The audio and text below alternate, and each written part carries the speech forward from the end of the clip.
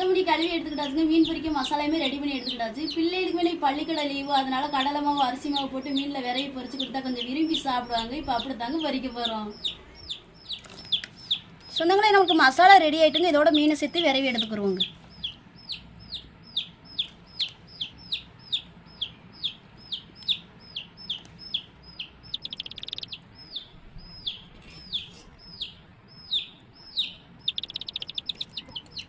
மீன் நல்லாவே மசாலையில் ஊறிட்டு பொரிச்சு எடுக்க சட்டி அடுப்பில் போங்க.